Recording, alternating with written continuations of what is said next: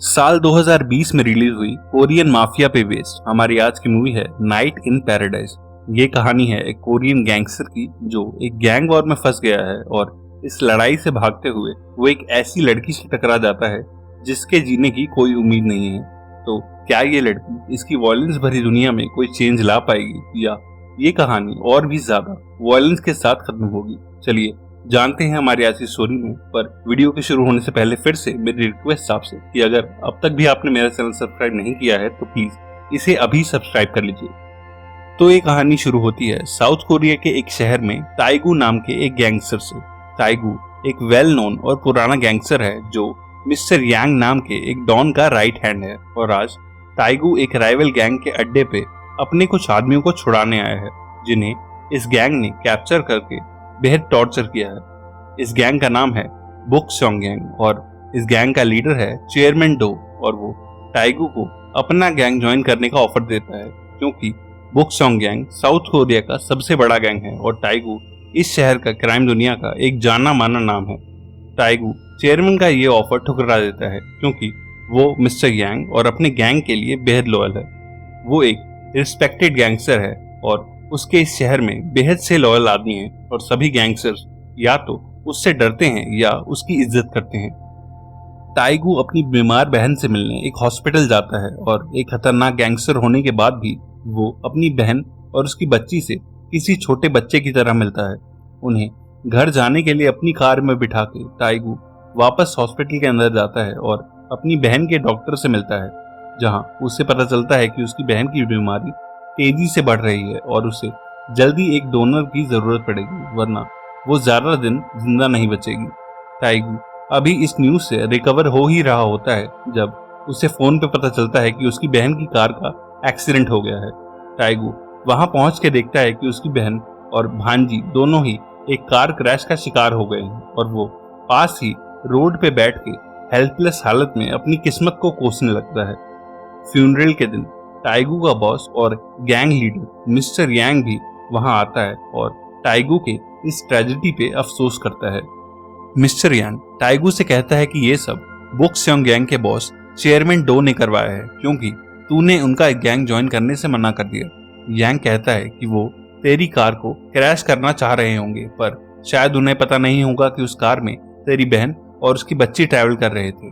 टाइगू mister यांग से chairman dough को मारने की परमिशन मांगता है और मिस्टर यांग हाँ कर देता है। टाइगू चेयरमैन डो से एक बाथ हाउस में मिलता है जहां सब बिना कपड़ों के रहते हैं और वहां किसी भी तरह का हथियार नहीं लाया जा सकता। चेयरमैन उससे कहता है कि उसे टाइगू की फैमिली के लिए बेहद बुरा फील हो रहा है और अंडरवर्ल्ड में कोई कभी भी किसी की फैमिली को टारगेट नहीं करता और उसने अपने कुछ खास आदमियों को उसकी बहन और छोटी बच्ची के मर्डरर्स का पता करने को कहा है। टाइगू पूरी कन्वर्सेशन के दौरान चुप रहता है और थोड़ी देर के बाद वो पूल की एक बाल्टी में छुपा के लाया हुआ एक चाकू निकाल लेता है जिससे वो पहले बुकशम गैंग के कुछ आदमियों को और फिर चेयरमैन डो को मार देता है और उन्हें मार के वो वहां से भाग निकलता है। मिस्टर यांग टाइगू से एयरपोर्ट पर मिलता है और उसे चेयरमैन को मार देने के अपने बहादुरी भरे टास्क के लिए प्रेज करता है। साथ ही वो उसे एक बैग भर के पैसे और नई आईडी देता है और कहता है कि यहाँ सब ठंडा होने तक उसे शहर से बाहर जेजू आइलैंड जाना होगा जहाँ से एक हफ्ते बाद उसे एक शिप से रशिया भेज दिया जाएगा जिसके बाद पुलिस या बॉक्संग गैंग वाले उसे कभी नहीं ढूंढ पाएंगे। यांग उसे आज तक अपने गैंग के लिए लॉयल रहने और सभी सैक्रिफाइस के लिए थैंक्स कहता है और टाइगू फ्लाइट बोर्ड करके वहां से चला जाता है।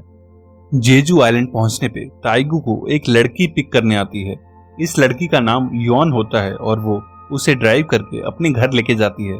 ये लड़की उस घर में अपने अंकल कूटो के साथ रहती है जो अपने घर के गैराज से इल्लीगल हथियारों की स्मगलिंग का काम करता है। रात को घर पे डिनर करते वक्त टाइगू नोटिस करता है कि यॉन उसे बिल्कुल पसंद नहीं करती क्योंकि वो एक गैंगस्टर है और वो उसे डायरेक्टली कहती है कि जितना जल्दी हो सके उतना जल्दी इस घर से दफा हो जाए। अगली सुबह टाइगू देखता है कि ये लड़की यॉन एक बेहतरीन शूटर है जिसका निशाना बेहद अच्छा है और ये हर रोज सुबह जल्दी उठ के शूटिंग प्रैक्टिस करती है। उधर शहर में टाइगू के जाने के बाद मिस्टर यांग बुकसेंग गैंग के सभी बड़े लीडर्स को मारने का प्लान करता है ताकि शहर पे सिर्फ उसके गैंग का कंट्रोल रहे। पर टाइगू के ना रहने से मिस्टर यांग का गैंग बुक्सैंग गैंग से बुरी तरह हार जाता है और उसके गैंग के कई लोग बुरी तरह इंजर्ड होते हैं और कई मारे भी जाते हैं। मिस्टर यांग को एक और झटका तब लगता है जब उसे पता चलता है कि चेयरमैन डो अभी मरा नहीं है, बल्कि टाइगू के चाकू से बुरी तरह इंजर्ड होने की वजह से वो हॉस्पिटल के आईसीयू में है। अब मिस्टर यांग डरने लगता है और तभी उसे एक कॉल आता है।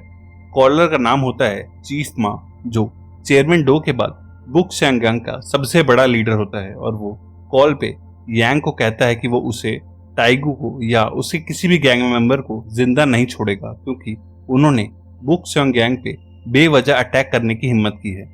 मिस्टर यांग भी अब घबरा जाता है, क्योंकि बुक्सैंग गैंग वहां का सबसे बड़ा गैंग होता है जिसमें हजारों गैंग मेंबर्स हैं और बिना टाइगू के मिस्टर यांग अब बिल्कुल पावरलेस है। उधर जेजू आइलैंड पे एक दिन टाइगू देखता है कि यॉन अचानक कार में बेहोश हो गई है और उसका अंकल कूटो यॉन को एक इंजेक्शन देता है और टाइगू से कहता है कि उन्हें फौरन ड्राइव करके हॉस्पिटल ले चले।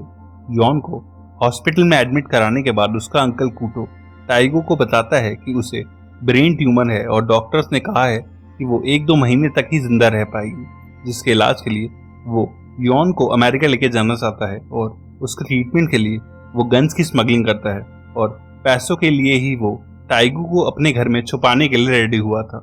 शहर में मिस्टर यांग अपनी जान बचाने के लिए एक बड़े करप्ट पुलिस वाले कैप्टन पार्क से मिलता है। कैप्टन पार्क इस शहर के माफिया को कंट्रोल में रखता है और वो फोन करके चीफ माँ को एक मीटिंग के लिए बुलाता है। मीटिंग शुरू होते ही चीफ माँ मिस्टर यांग को मारने की बात करता है, पर कैप्टन पार्क कहता है कि शहर में इलेक्शंस आने वाले हैं और तुम दोनों को अब ये खून भरी गैंग वॉर यहीं रोकनी पड़ेगी।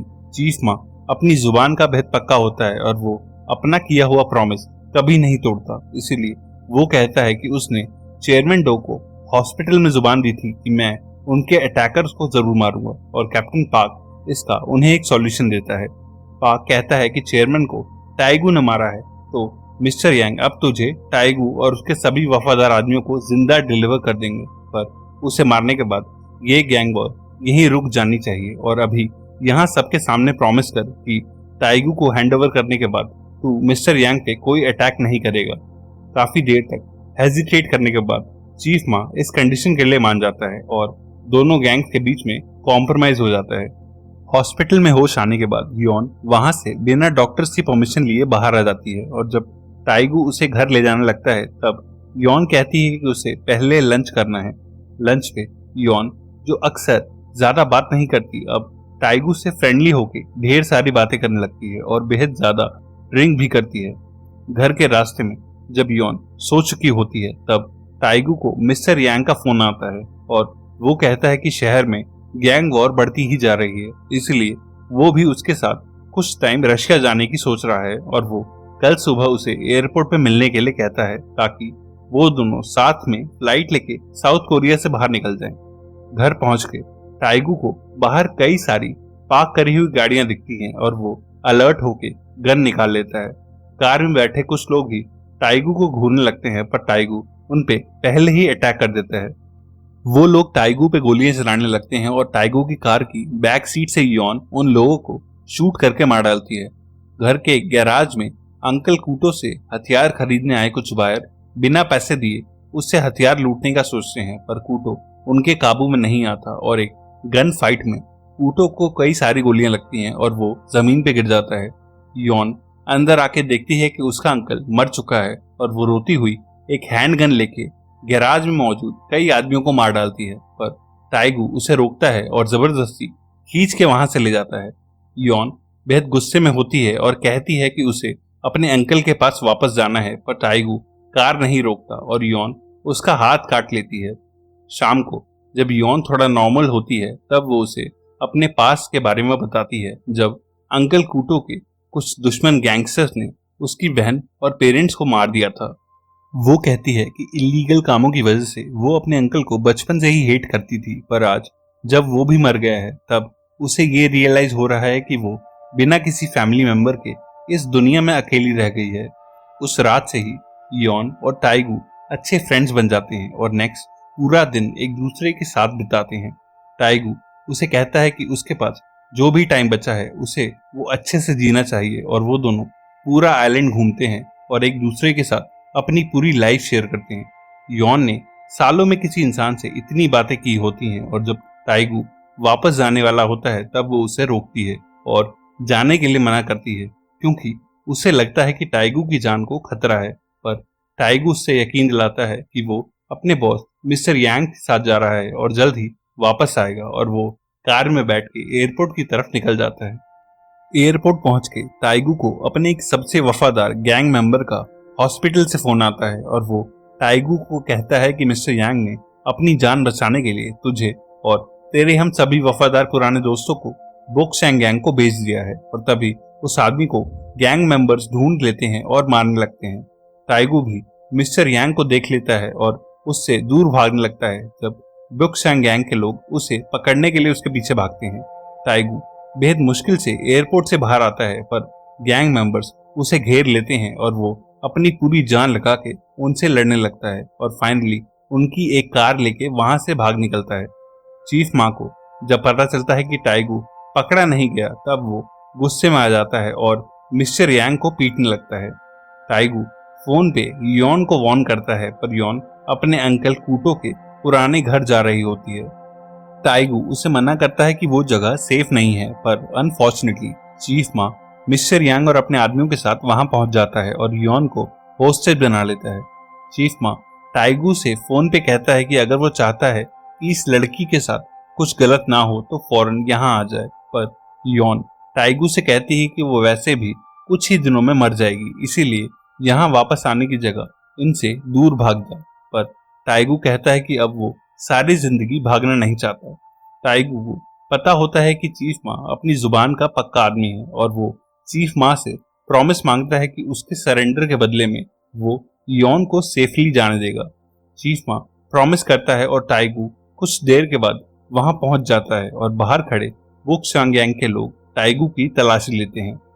टाइगू को ठीक से फ्रिस्क करने के बाद वो लोग उसे बेहद बेरहमी से पीटते हैं और अंदर लेके जाते हैं, जहां टाइगू यॉन को देखता है जो सेफ होती है। टाइगू मिस्टर यांग से पूछता है कि सारी जिंदगी उसके और गैंग के लिए लॉयल रहने के बाद भी उसने टाइगू को धोखा क्यों दिया, जिसपे शर्मिंदा होकर मिस्टर यांग टाइगू को पीटने लगता है। चीफ माँ यांग को रोकता है और मार के पीछे करता है और टाइगू को बताता है कि इसने सिर्फ तुझे और तेरे वफादार दोस्तों को ही धोखा नहीं दिया है। वो कहता है कि चेयरमैन डो के कहने पे मैंने तेरी सिस्टर के कार एक्सीडेंट की इन्वेस्टिगेशन की थी और उस कार क्रैश में किसी बोक्सैंग गैंग मेंबर का कोई हाथ नहीं था, बल्कि तेरे इसी ट्रस्टेड बॉस ने ही उन्हें मरवाया था, क्योंकि इसे लगा था कि तू चेयरमैन के कहने पे हमारा गैंग ज्वाइन कर लेगा। ये सुन के टाइगू गुस्से से पागल हो जाता है और मिस्टर यांग पे झपट पड़ता है और उसे मारने लगता है। चीफ माँ ने कैप्टन पार्क को जुबान दी होती है कि वो मिस्टर यांग को मरने नहीं देगा, इसलिए वो इस लड़ाई में यांग की हेल्प करने के लिए उसकी तरफ एक चाकू फेंकता है और यांग टाइगू को उस चाकू से स्टैब करता है। बुरी तरह घायल होने के बाद भी टाइगू यांग को नहीं छोड़ रहा होता, जिसपे चीफ माँ अपने एक आदमी को इशारा करता है और वो टाइगू को पीछे से चाकू मारता है। फाइनली टाइगू अपने जख्मों की वजह से गिर जाता है और यॉन के सामने ही अपना दम तोड़ देता है। इसके बाद यॉन को खींच के बाहर लाया जाता है और टाइगू की बॉडी और उस पूरे गराज पे पेट्रोल छिड़क के वहां आग लगा दी जाती है और अपने प्रॉमिस के अकॉर्डिंग चीफ माँ या उसके आदमी यॉन को हार्म नहीं करते। पर ये मूवी यहाँ खत्म नहीं होती और हम देखते हैं कि रात को यॉन एक होटल रूम में बैठ के स्मोक कर रही है और सुबह होते ही वो अपनी स्कूटी स्टार्ट करके शहर में आ जाती है। स्कूटी पार्क करके यॉन एक रेस्टोरेंट की तरफ आती है, जहां चीफ माँ अपने आदमियों और मिस्टर यांग के साथ ब्रेकफास्ट करने आया होता है। एक गैंग मेंबर यॉन को पहचान जाता है और उस पे गंदे कमेंट्स करके उसके शोल्डर पे अपना हाथ रखता है।